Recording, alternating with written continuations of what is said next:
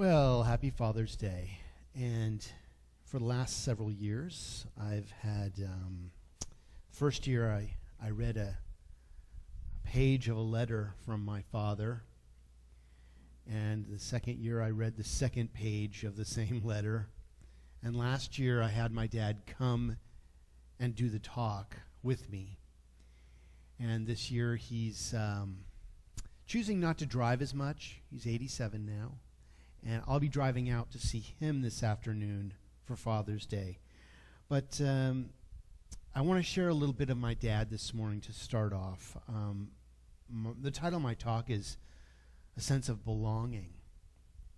It's no accident that I chose that for this day, in that my dad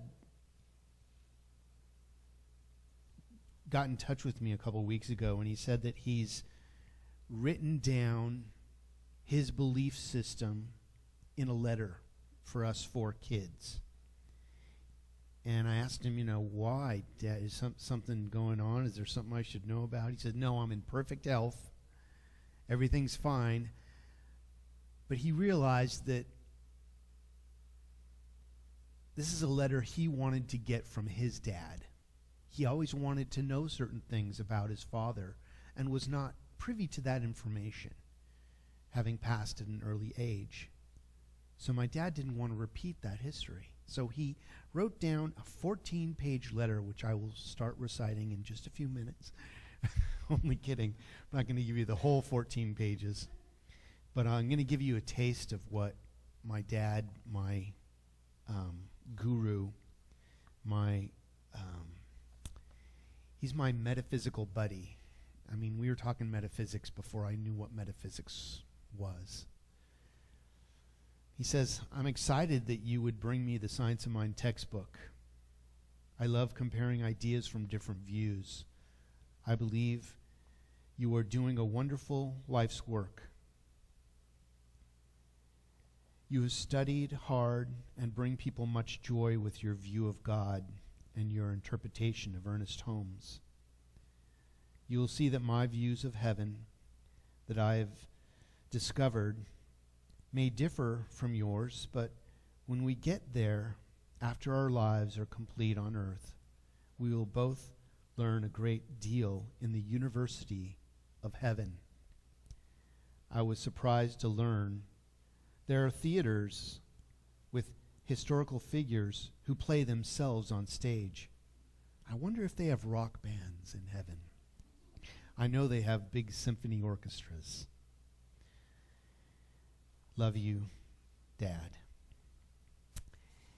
And just a couple of one-line highlights. He put pictures, and this is quite a letter. And I'm still milling it over because it's so intense. But just a couple one-liners.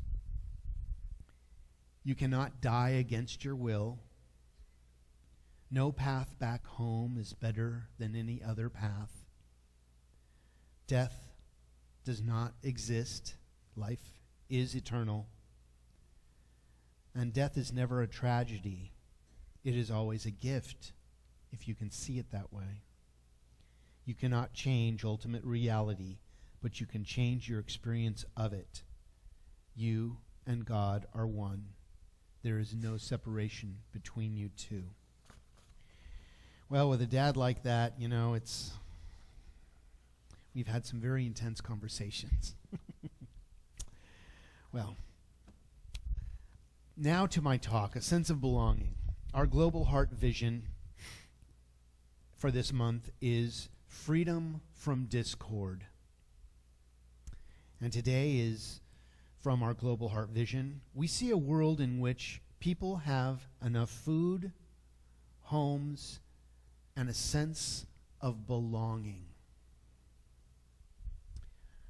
And my question is to you, where do you belong? Where do you belong? We all ache for that sense of belonging to something. This brings me back to one of my first memories of wanting to belong was on the playground when I was in elementary school. And we were picking teams for the kickball game. And I so wanted to be picked. You know, we had that. I wanted to belong to a team. And of course, I was one of the odd guys out at the end. You know, I got to watch from the sideline at first until I could prove that I could kick the ball and run as fast as the bigger kids. And then I got to be the captain. And when I got to be the captain, I always picked the smallest. The guy I knew would not get picked because I have felt that before, and I wanted that sense of belonging for everyone. So I would pick the smaller kids first that normally wouldn't get picked and build my team that way. And I didn't always win, but I had a lot more fun playing, watching the kids play than I knew when I had to sit by the sidelines how it felt. Systemic issues can only be mastered by articulating a vision. All healing begins in mind. All healing begins with our acknowledgement that there is the ability to heal. You cannot heal a challenge with the same conscious attitude or mind that created the challenge. You must see things differently.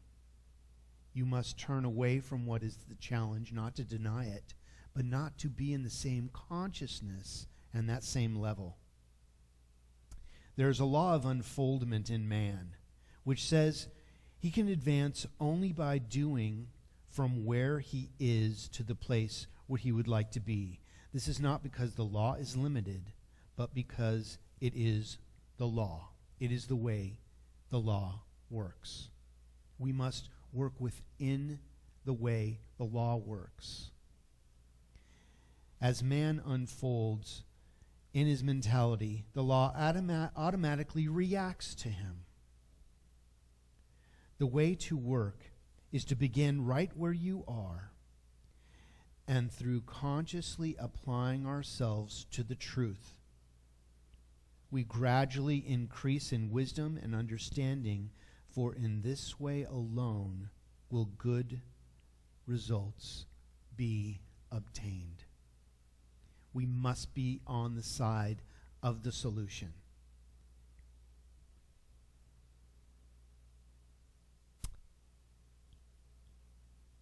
A sense of belonging.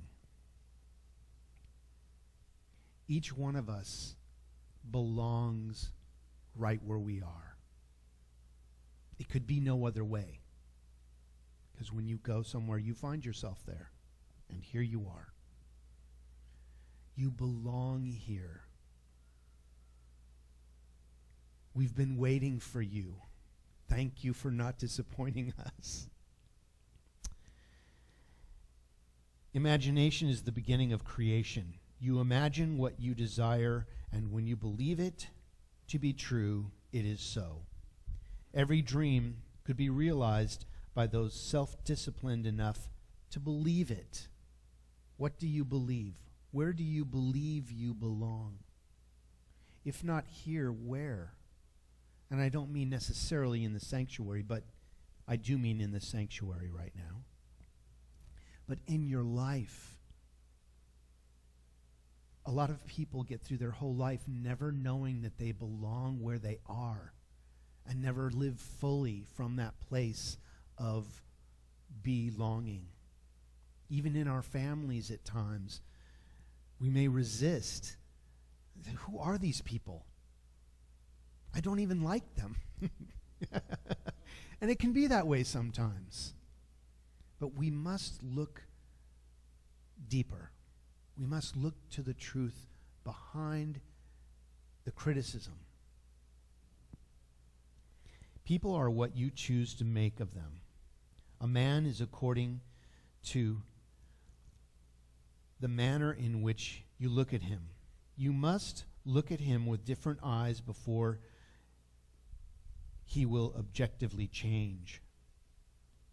Two men looked from the prison bars. One saw the mud, and one saw the stars. Neville Goddard. Prayer, the art of believing. What are you looking at? Are you looking at the mud, or are you looking at the stars? And this isn't to criticize. It's just to know where your point of perception is. If we are only seeing mud, it's because of our viewpoint, our perspective. We can look wherever we choose.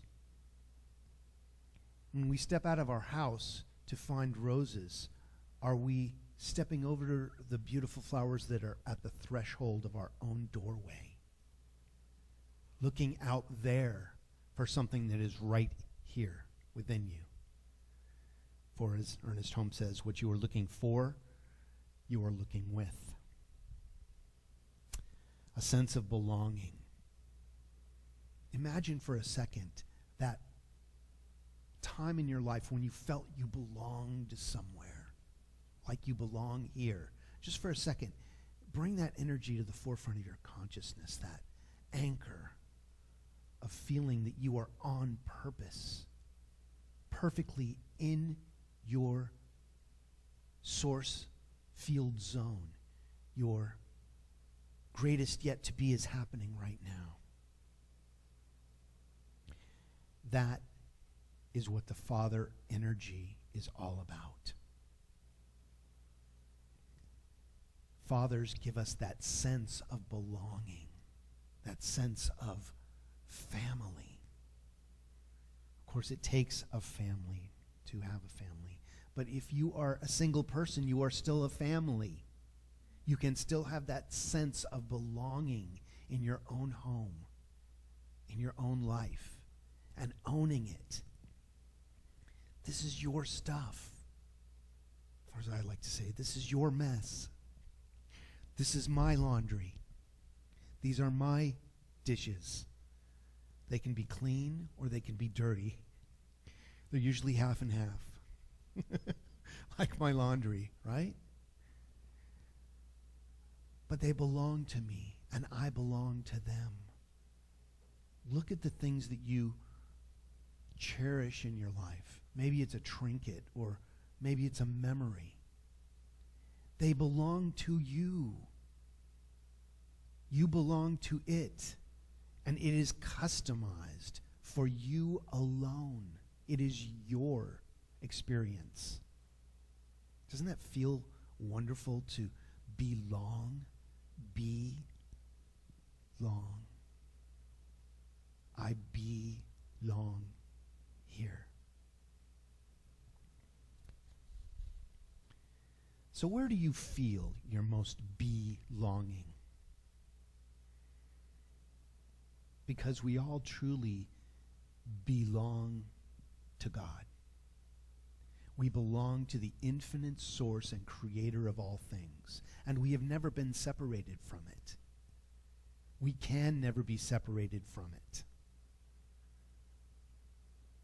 This life is as if we had stuck our pinky thimble amount of us into this thing called life.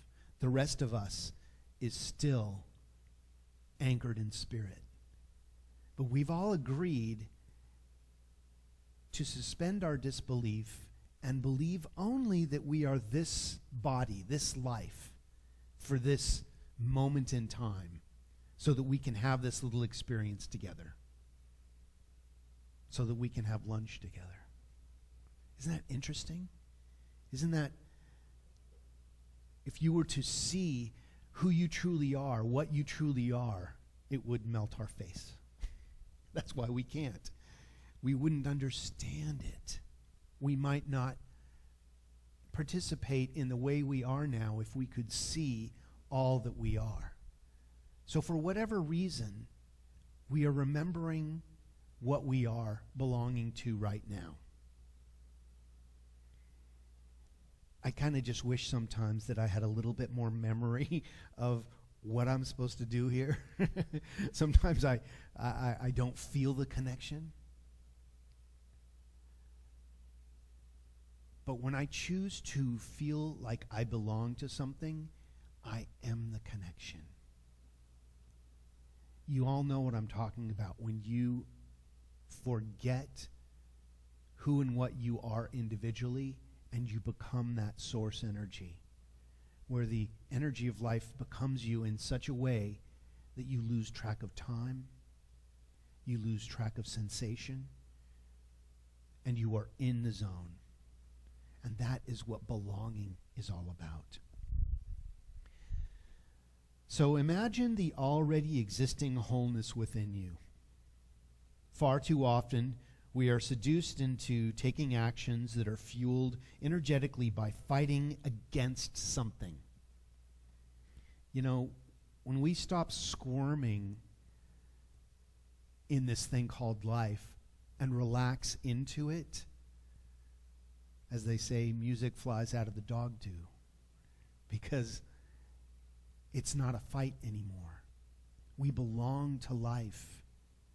And when we relax and be still in it, it becomes us. We may convince ourselves that it is our job to fight for or fix or change something. We may lose ourselves in the manufacturing of a purpose or calling to bring change to the world before we have taken the time to cultivate and nurture our own inner awareness of universal truth. How often we jump. And I'm not pointing any fingers. At times I can be the quickest to jump. I want to jump first, right? I want to be there before everyone else. I want to be the first to jump, but not off the cliff, right? To offer our service to the world becomes long-lasting in its effectiveness when we are deeply rooted in knowing that to bring change, we must first be the change we seek. First, be the change you seek in the world. So how does that translate? Alignment first, then action.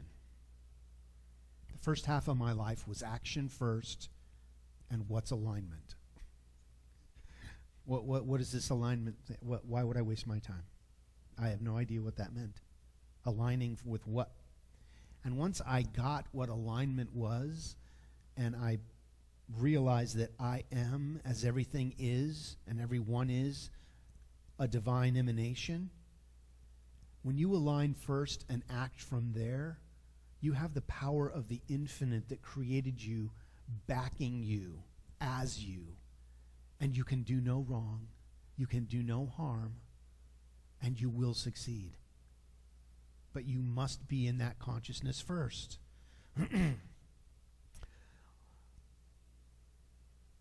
Our opportunity and our responsibility is to bring to the imagined state the wholeness we know exists already in every situation that we look at. We must look for the solution. We must know a solution exists, or we are part of the challenge.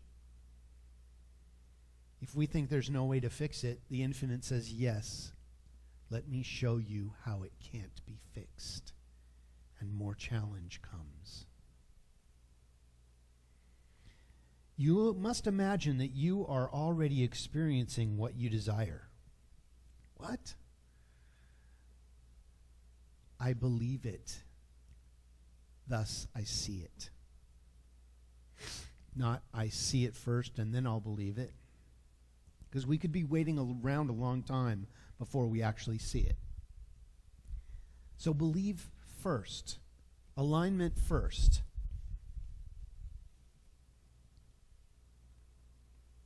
What is your desire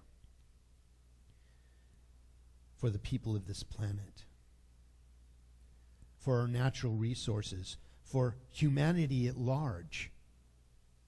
When you can begin to see this in your mind's eye as vibrant, synchronistic, progressive, and wholly alive, then you begin emitting the vibratory nature of these qualities. You become a match to them.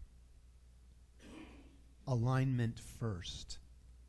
Alignment first always. When you wake up in the morning, alignment. Spend 5 minutes. Hit the snooze bar and stay awake and imagine what you believe the infinite is to you. Give thanks for your success of that day that you haven't even stepped into yet. And what happens? The attraction. You pull into existence all cooperative energies for your perfect success. That's how it works. When we get out of bed and we haven't done that at times, it may appear that you get up on the wrong side of the bed. At least for me, that's when I know that I haven't done my 5 minutes in the morning.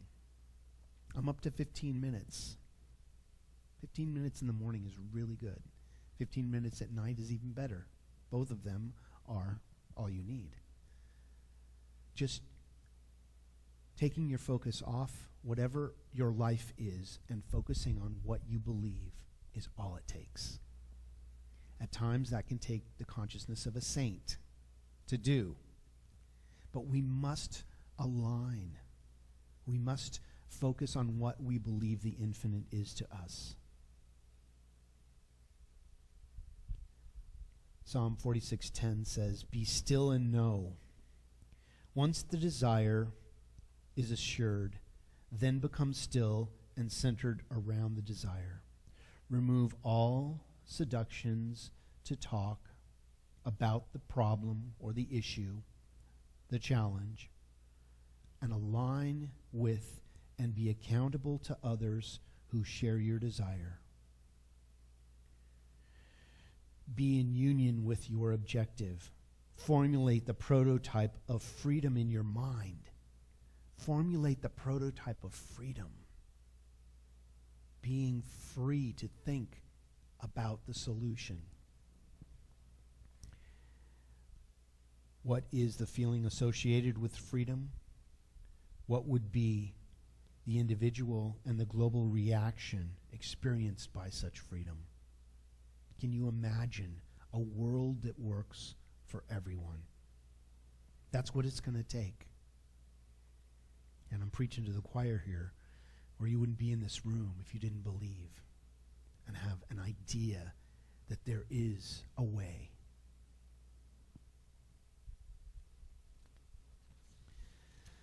So, express your sense of belonging. Move into empowered action.